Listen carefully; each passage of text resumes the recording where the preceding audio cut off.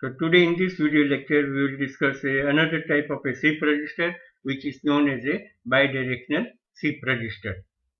In this bidirectional shift register we can shift the data from left to right as well as we can shift the data from a left to right, and that's why it is a, so here the data can be moved in both the direction.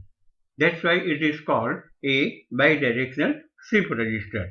Now, this direction of this shift register is controlled by this line, and that is also known as R L bar control line, or you can say right or oblique left. Means you want to shift the data from in a right direction or in a left direction. So that will be decided by this control line.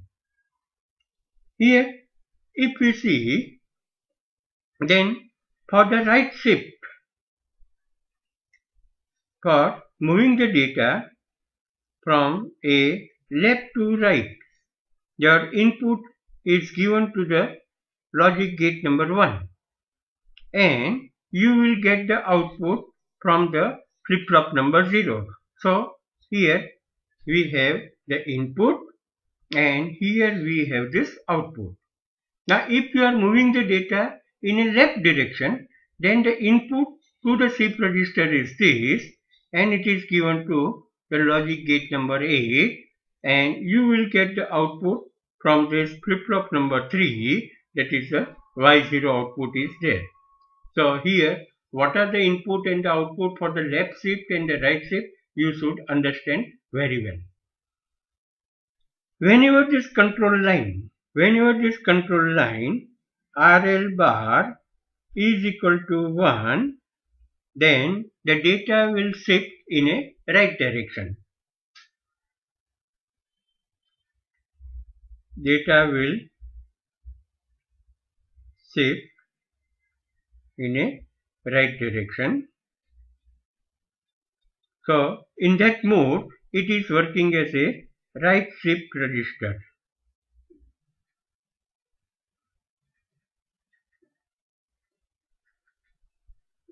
And when this control line RL bar will be equal to 0, that data will shift in a left direction. So here it will work as a left shift register. Now let us see that how this data is going to be shifted. So initially we apply a high level to this control line, that is a 1 is here. So naturally on this control line, here on this control line it will be a 0. So this will be 0, and due to this 0, the input given to the gate number 1, this is also 0. So output of this gate number 2 and gate will be also 0. Now if you see, here also it is 0 and it is given to the gate number 4. So output of this gate 4 will be 0.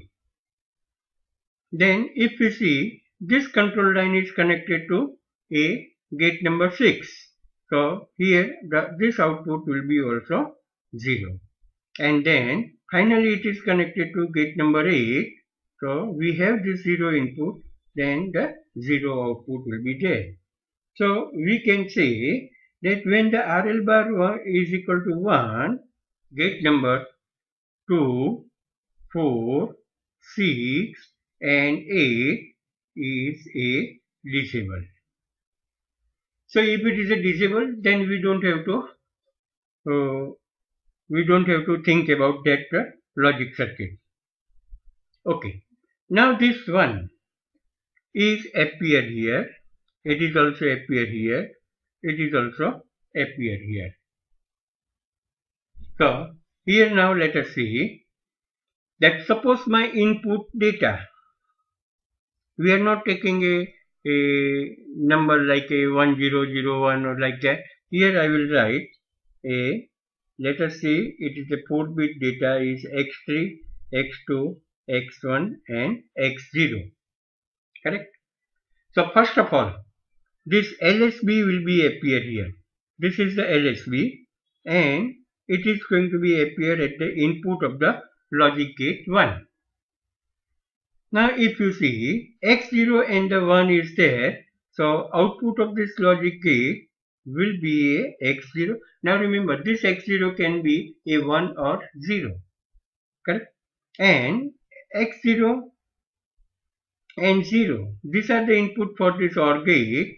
So the input to this flip-flop number 3 will be a X0. Then if you see that output to the flip-flop number 3, that is the Q3. It is a Q3 is present here. Here I will also write the Q3 is the output and this Q3 and the 1 is input to this logic gate. So output of this logic gate AND gate will be a Q3 and here Q3 plus 0. So input to this gate, input to this flip-flop number 2 will be a Q3. Now output of this flip-flop number 2 is a Q2. It is appearing here. Q2 is appeared here. Now 1 is there at the input of this AND gate. So this will be a Q2 and Q2 and 0 is given to OR gate. So input to this flip-flop number 1 is Q2. Same way, here if we see, this the Q1 is present here. Then the Q1 is the input of this gate. This another input is 1. So this will be a Q2 and Q2 and 0 is appear in the input of this OR gate. So Q1 is there. So the Q1 is appear at the input of this a flip-flop number 0 and the output of the flip-flop number 0 is a Q0. So now here you can see that Q3 is present at the input of the flip-flop number 2. The output of the flip-flop number 2 is present at the input of the flip-flop number 1 and the output of the flip-flop number 1 is present at the input of the flip-flop number 0. When we applied a negative edge of the clock pulses, remember here, when this negative edge will be there, then what will happen? That whatever the X0 is there, this input,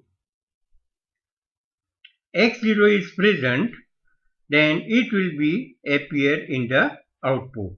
So here, now instead of Q3, the X0 will be there. Here at the input, the Q3 is present, so now it will be appear in the output and the Q3 will be there. Then the Q2 is present. Q2 is present at the input of the flip-flop number 1, so it will be appear in the output. So you will get a Q2 and the Q1 is present here and after the negative edge it will be appear in this output. So here you can see my X0 is shifted from input to the output of the flip-flop number 3. The output of the flip-flop number 3 is shifted to flip-flop number 2. Then it is shifted to flip-flop number 1 and then the Q1 is shifted to a flip-flop number 0.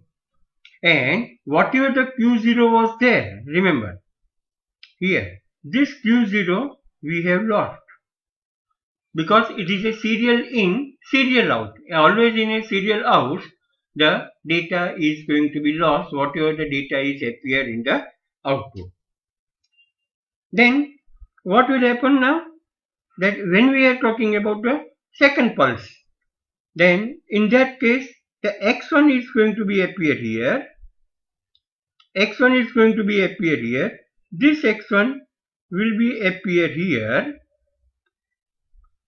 X1 is going to be appear here, and this X0 will be there.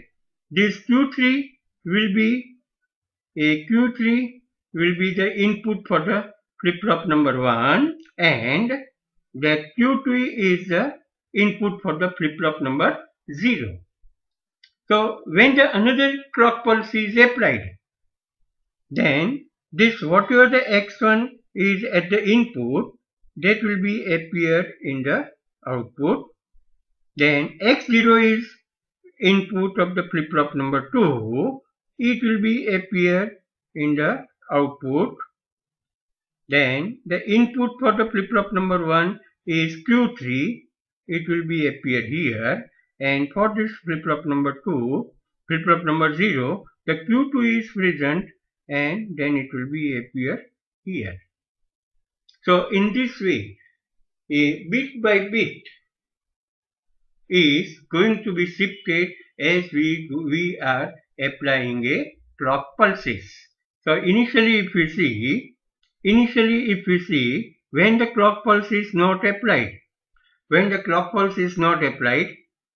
then the output of the flip-flop 3 is Q3, Q2, Q1 and Q0.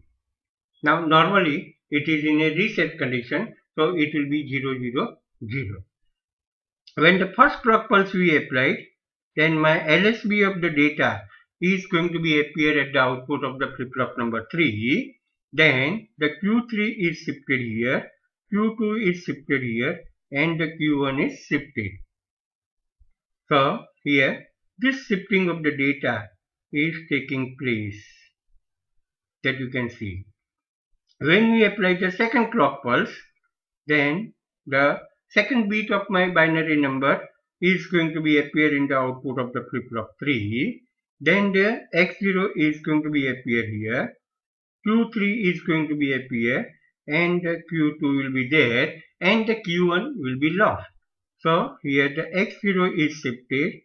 With the third clock pulse, X2 will be at the output of the Q3, and the X1 is shifted to A, X0 is shifted to Q1, and here the Q3 will be there, and the Q2 will be lost. With the fourth clock pulse, X3 will be at the output of the flip-flop number 3, and this X2 data will be in a flip-flop number 2. The X1 data will be in the flip-flop number 1, and the X0 data will be in a flip-flop number 0. So in this way, the data is shifted from a left side to the right side. Now let us see how the data is shifted from a left to right. So for the left shift, my control input has to be 0. So this input must be a 0.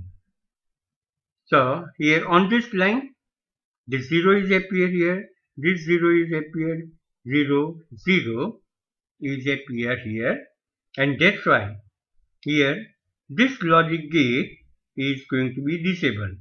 This logic gate number 3 will be also disabled, the gate number 5 will be disabled, and the gate number 7 will be also disabled. Now due to this a NOT gate, this control line will be high, and due to this the 1 is going to be appear here, this 1 is going to be appear here, this 1 will be there, and the input to this logic gate number 8 will be also a 1. So here you can say that when the RL bar 0 control line is 0, then the gate number 1, 3, 5, 7 will be a disabled, and the gate number 2, 4, 6 and 8 will be enabled. Correct? Now, I already mentioned that whenever we have a left shift, then the data has to be given at this point. What are my data? This data are, let us say, it is a x3, x2, x1 and x0. So in this case, the first of all, whatever the MSB is there, it is going to be appear here. Remember, in a right shift, first of all, the LSB will be entered. But for the left shift, the MSB will be entered into the shift register. So, here this input is X3, this is a X3, then naturally this output will be X3 and here 0 and 1 is there. So, input to this flip-flop number 0 will be a X3. Okay. Now you can see that the output of the flip-flop number 0 is Q0 and it is appear here. This is a Q0 is there. So this will be also a Q0 and the output of this OR gate, or you can say the input of the flip-flop number 1 will be a Q0. Okay. Now the output of the flip-flop number 1 is Q1. This is a Q1 and this Q1 is connected to the input of a gate number 4. So here we can write this is the Q1. So output of this gate will be Q1 and ORing of the 0 and Q1 will be a Q1. Okay. Now output of this flip-flop is Q2. This is Q2. And it is going to be appear at the input of the flip-flop, input of the AND gate number 2. So here we will write that this Q2 is appear here. So and this Q2 is ending with this one. You will get a Q2 at the output of the AND gate, and this output of this OR gate will be a Q2. So this is the position before we apply the clock pulse. Here you can see that whatever my data is there, X3, it is appeared here. Then the output of the flip-flop 0 is appeared here in the input of the flip-flop number 1. The output of the flip-flop number 1 is appear in the output of the flip-flop number 2, and same way the output of the flip-flop number 2 is appear here at the flip-flop at the input of the flip-flop number 3. So we can say there is a left shift of the data is present. Now when we apply the clock pulse, remember, when we apply the clock pulse, then whatever the X3 is present at the input of this flip-flop number 0, it will be appear in this output. And here we can write that this X3 will be present after applying the clock pulse. Then the Q0 is the input for the flip-flop number 1. So it is going to be appear here in the output of the flip-flop number 1. What is the input for the flip-flop number 2? It is a Q1. So it is now appear in the output of this flip-flop number 2. And the input for the flip-flop number 2 is Q2 and it is going to be appear in this output. So that is the Q2. So in this way you can see we have applied a data X3, then this X3 is in the last flip-flop, then we have Q0, Q1 and Q2. So data is shifted from a left to right.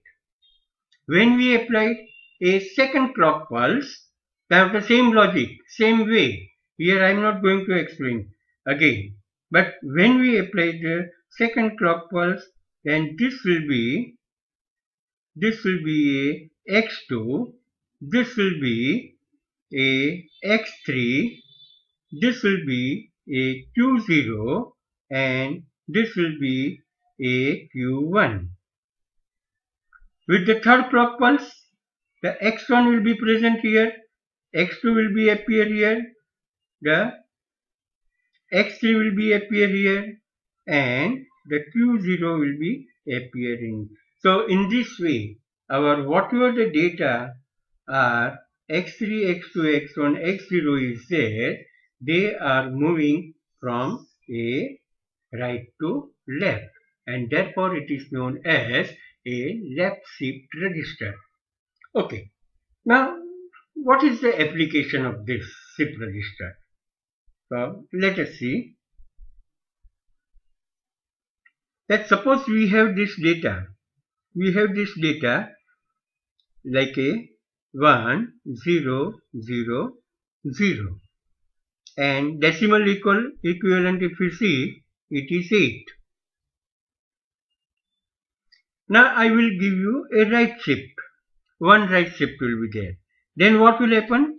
Here this 1 will be shifted here, and this is going to be 0. This one is shifted like this.